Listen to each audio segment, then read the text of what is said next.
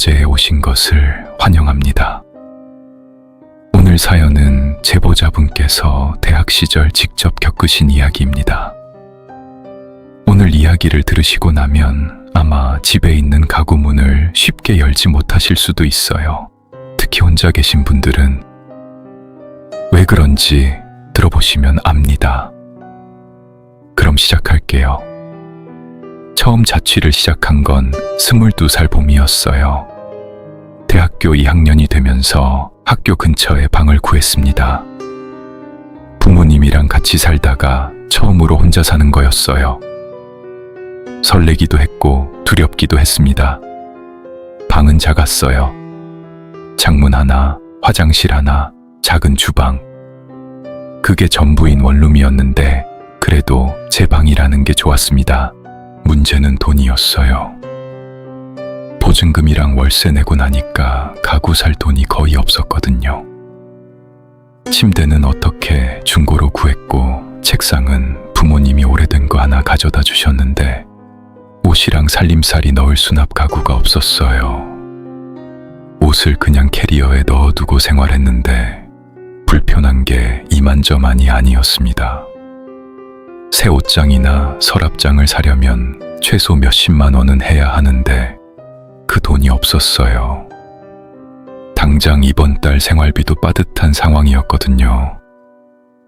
그때 마침 이사철이었습니다. 봄이 되면 동네 곳곳에 사람들이 내놓은 물건들이 생기잖아요. 버려진 가구들, 전자제품들. 어차피 이삿짐 처리 못한 거니까 쓸만한 건 가져가라는 거죠. 저도 그런 마음으로 동네를 한 바퀴 돌았어요. 딱히 기대는 안 했습니다. 이미 쓸만한 건 다 가져갔겠지 싶었거든요. 그런데 골목 한쪽에 놓인 가구를 봤을 때 저도 모르게 발걸음이 멈췄습니다. 수납장이었어요. 높이는 제 키 정도 됐고 너비는 한 1m쯤 됐을까요?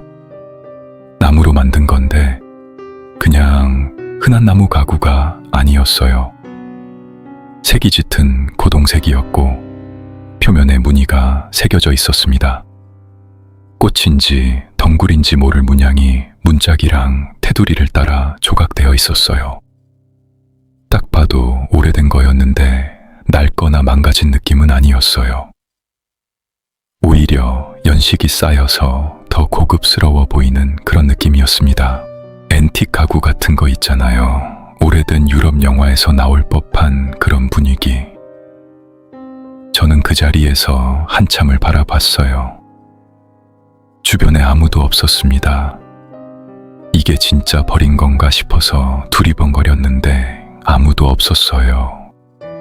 가까이 다가가서 손으로 표면을 쓸어봤습니다. 먼지가 조금 있었는데 나무 결이 살아 있었어요. 문을 열어봤는데 안에 선반이 여러 개 있었고 아래쪽에는 서랍이 2개 달려 있었습니다. 상태가 나쁘지 않았어요. 냄새도 심하지 않았고 곰팡이 같은 것도 없었습니다. 그냥 오래된 나무 냄새. 가져가기로 했어요. 그런데 서랍을 하나씩 빼서 안쪽을 확인하는데 2번째 서랍 안쪽 면에 뭔가 붙어 있었습니다. 종이였어요. 오래되고 누렇게 변색된 종이였는데 한자 같기도 하고 뭔지 모를 글자들이 빼곡하게 적혀 있었어요. 그 옆에는 무슨 그림 같은 것도 그려져 있었습니다. 딱 봐도 부적 같은 거였어요. 저는 그냥 재수없다 싶었습니다. 길에서 주운 가구 안에 부적이 붙어 있다니 전 주인이 무슨 이상한 사람이었나 싶기도 했어요. 그냥 떼버렸습니다. 손으로 쭉 뜯어서 구겨버렸어요. 그리고 가구를 집으로 들고 왔습니다. 혼자 들기엔 좀 무거웠는데 어떻게 끌고 올라왔어요. 방 한쪽 벽에 딱 붙여두니까 방이 갑자기 분위기가 생겼어요. 허전했던 방이 꽉 찬 느낌이 들었습니다.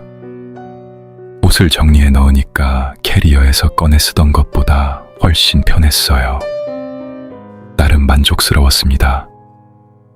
그때까지는요, 처음 이틀은 아무 일도 없었어요. 가구를 들여놓고 옷을 정리해놓고 자고 일어나고 그냥 평범한 일상이었습니다. 그러니까 그게 시작된 건 가구를 들여놓은 지 사흘째 되던 밤이었어요. 자려고 불을 끄고 누웠는데 한 30분쯤 지났을 때였습니다.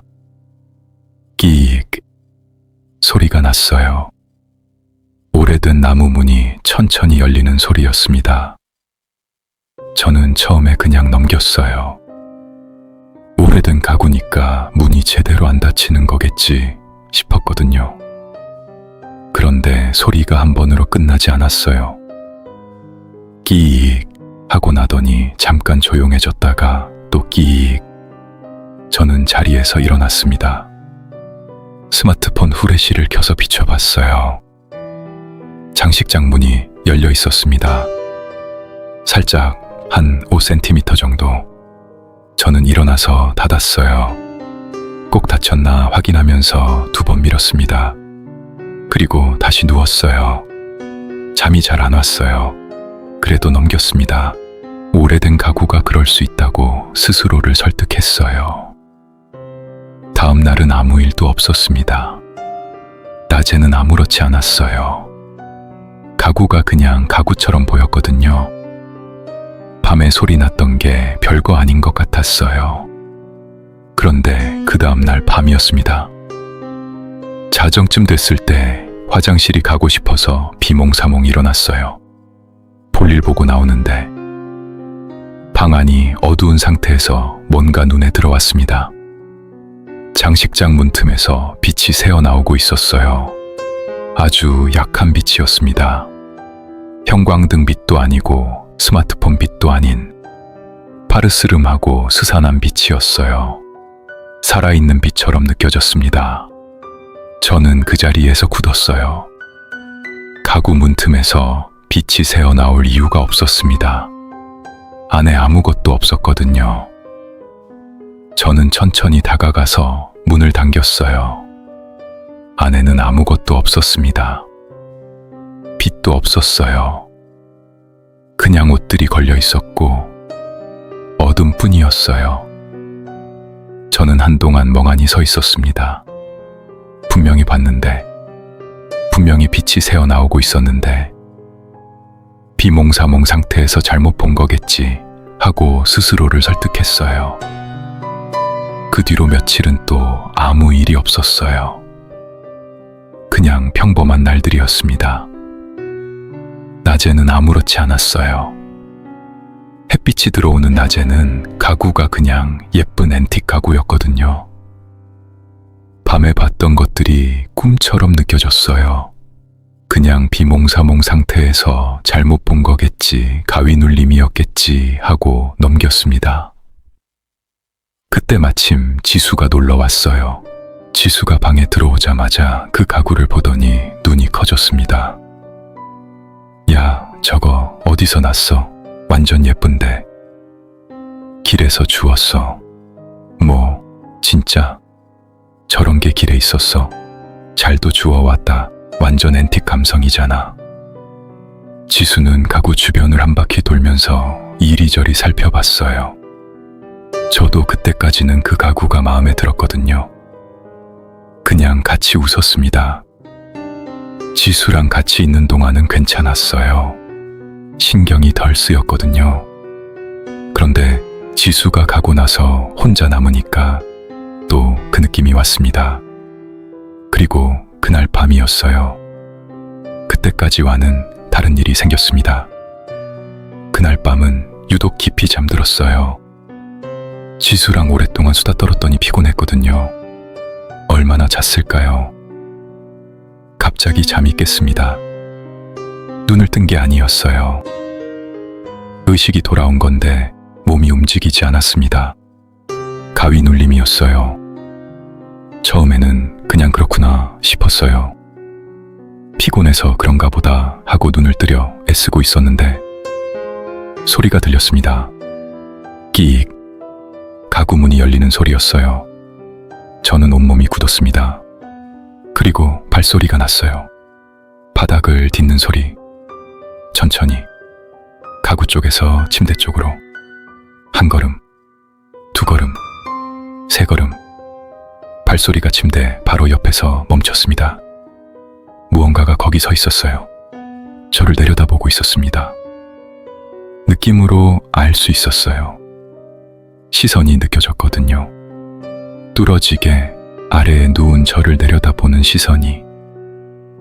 저는 눈을 뜰 수가 없었어요. 몸도 움직이지 않았습니다.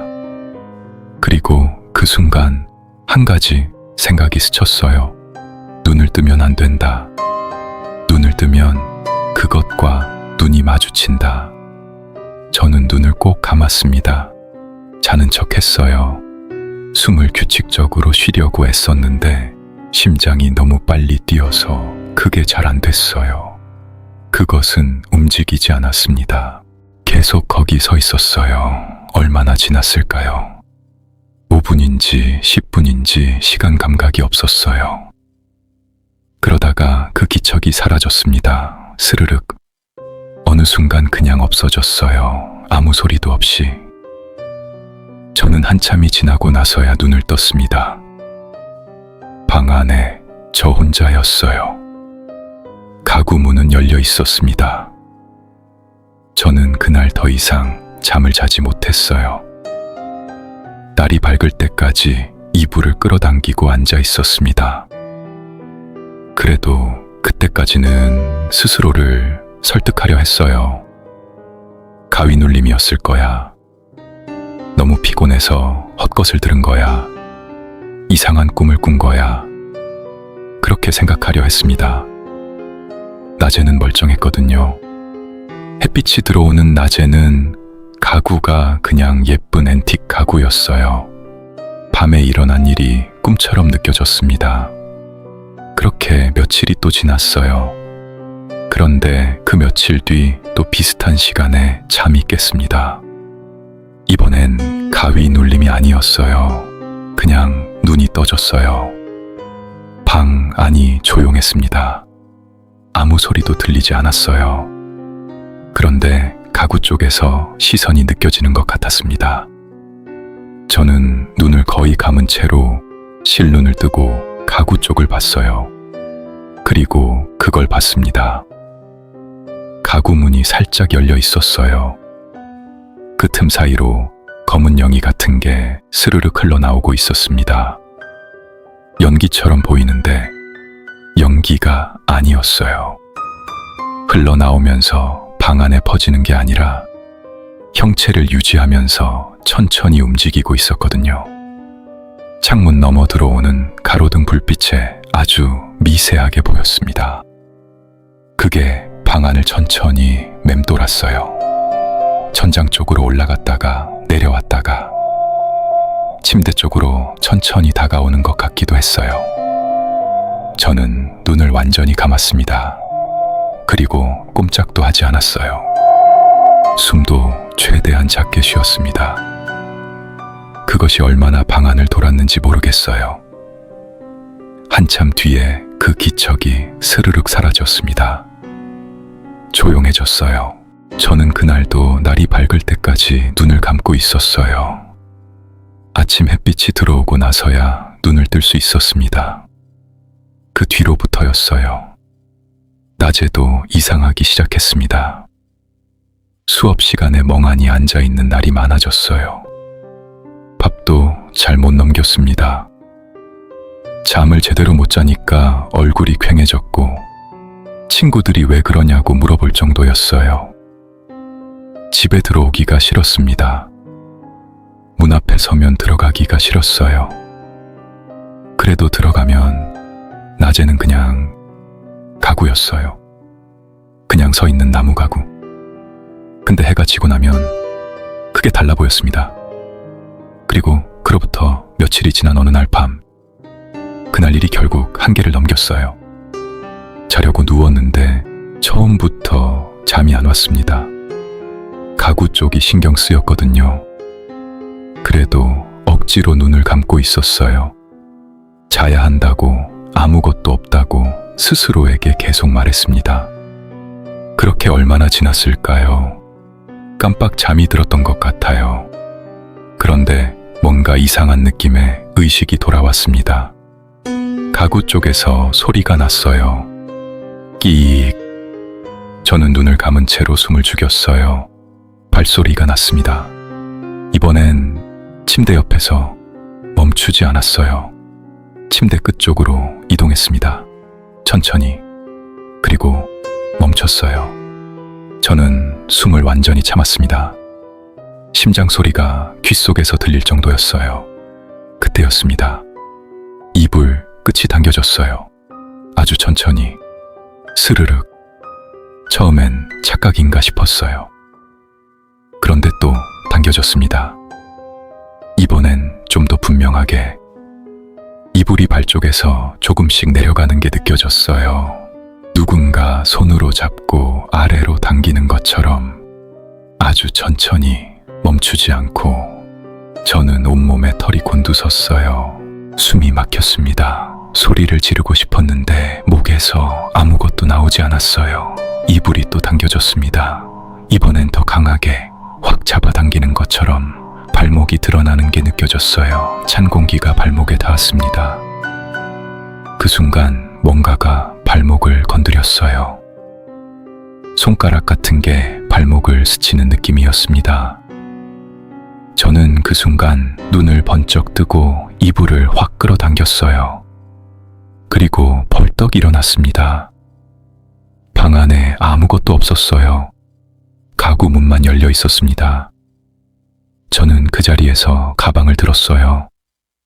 생각도 안 했습니다. 그냥 반사적으로 스마트폰 집어들고 지수한테 전화했어요. 새벽 2시였는데 지수가 받았습니다. 야, 나 지금 너네 집 가도 돼? 지수가 무슨 일이냐고 물었어요. 나중에 얘기해줄게. 지금 가도 돼. 그래 와. 저는 그 길로 집을 나왔어요. 신발도 제대로 못 신었습니다. 계단을 내려오면서 뒤를 돌아보지 않았어요. 무서워서 못 돌아봤습니다. 택시를 잡아 탔어요. 택시 안에서 지수한테 문자로 그동안 있었던 일을 다 보냈습니다.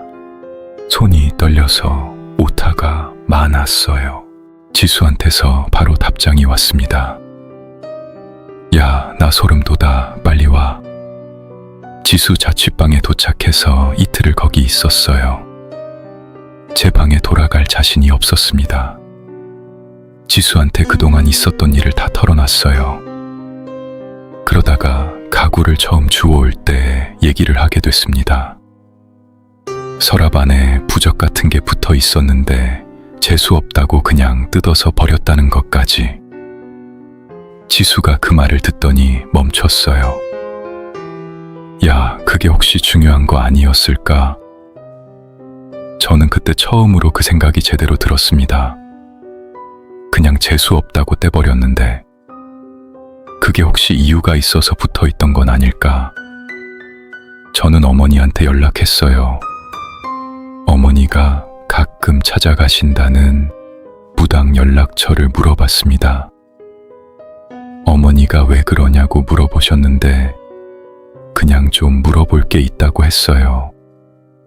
사실대로 말하면 걱정하실 것 같았거든요. 그분을 찾아간 건 그로부터 이틀 뒤였습니다. 가구를 주워온 것, 서랍 안에 부적 같은 게 붙어 있었는데 재수 없다고 뜯어서 버린 것, 그 뒤로 집에서 이상한 일들이 생긴 것까지 처음부터 다 말씀드렸어요. 말하면서 목이 메었습니다. 그분이 제 얘기를 들으면서 표정이 점점 굳어갔어요. 중간에 끊지 않으시고 끝까지 들으셨습니다. 다 듣고 나서 한동안 말이 없었어요. 그리고 말씀하셨습니다. 내가 직접 가봐야겠어. 그분이 우리 집에 오신 건 그 다음 날이었어요. 저랑 지수가 같이 갔습니다. 혼자는 도저히 못 들어가겠어서 지수한테 부탁했어요. 지수도 흔쾌히 같이 가줬고요. 현관문을 열고 들어서는데 이틀 만에 들어온 제 방이 낯설었어요. 아무것도 바뀐 게 없는데 뭔가 다르게 느껴졌습니다. 그분이 방에 들어오시자마자 가구 쪽으로 걸음을 옮기셨습니다. 그런데 가구 앞에 서시더니 갑자기 얼굴이 일그러졌어요. 헛구역질을 하셨습니다. 한 번이 아니었어요. 연거푸 구역질을 하시면서 뒤로 물러서셨어요. 저랑 지수는 서로 얼굴을 봤습니다. 그분이 입을 틀어막고 잠시 서 계시다가 눈을 감으셨어요. 잠시 그렇게 계시더니 천천히 말씀하셨습니다. 여기야. 그리고 저를 보셨어요. 가구에서 뭔가 뜯어냈다고 했지? 네. 부적 같은 거 붙어 있어서 재수 없다고 버렸어요. 그분이 가구를 보셨어요. 표정이 어두웠습니다. 그게 봉인이었어. 저는 그 말이 무슨 뜻인지 바로 알아들었어요. 온몸이 차가워졌습니다. 이 가구 안에 고약한 게 갇혀 있었어. 그게 못 나오도록 막아둔 게 그 부적이었는데 그분이 저를 보셨어요. 네가 그걸 뜯어버린 거야. 저는 그 말을 듣는 순간 다리에 힘이 빠졌어요. 제가 뜯은 거였습니다. 재수 없다고 그냥 구겨서 버린 거였어요. 제가 봉긴을 푼 거였습니다. 지수가 제 팔을 잡았어요. 저는 아무 말도 할 수가 없었어요. 그분이 가구를 다시 보셨어요. 한참 그걸 보시다가 혼잣말처럼 말씀하셨습니다. 근데 이상하네. 뭐가요? 이렇게 위험한 걸 봉인해놨으면 태워서 없애버렸어야 해. 근데 왜 길에 버려져 있었을까?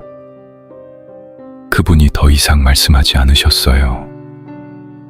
뭔가 생각하시는 것 같았는데 저한테 말씀해 주시진 않으셨습니다. 그리고 말씀하셨어요. 이거 내가 가져가서 처리할게. 그분이 가구를 가져가셨어요. 어떻게 처리하셨는지는 모릅니다. 그날 밤 집으로 돌아왔어요. 방 안에 그 가구가 없었습니다. 그 자리가 텅 비어 있었어요. 이상하게 방이 더 넓어진 것 같은 느낌이 들었습니다. 공기가 달랐어요. 아까까지와 같은 방인데 뭔가 달랐습니다. 가구가 없어진 그 자리를 한참 바라봤어요. 그냥 벽이었습니다. 그냥 아무것도 없는 벽이었어요. 그런데 그게 이렇게 다행스러울 수가 없었어요. 그날 밤 처음으로 제대로 잠들었습니다. 아무 소리도 나지 않았어요. 아무것도 오지 않았어요. 그 뒤로 아무 일도 없었습니다. 지금도 그때 생각을 하면 하나가 계속 걸려요. 그 가구가 왜 길에 버려져 있었냐는 거예요. 봉인해놨으면 태워서 없애야 하는데 태울 수 없었던 건지 아니면 태우려다가 뭔가 생긴 건지 아니면 그걸 버린 사람한테 무슨 일이 생긴 건지 여러분은 오늘 이야기를 들으시고 어떤 생각이 드셨나요? 혹시 집에 있는 가구 문이 갑자기 신경 쓰이시는 분 계신가요? 비슷한 경험을 하신 분이 계신다면 댓글로 남겨주세요. 여러분의 사연이 다음 검은 서재의 금서가 될 수 있습니다. 오늘도 검은 서재의 금서를 함께 펼쳐주셔서 감사합니다. 다음 시간에 다시 만나겠습니다.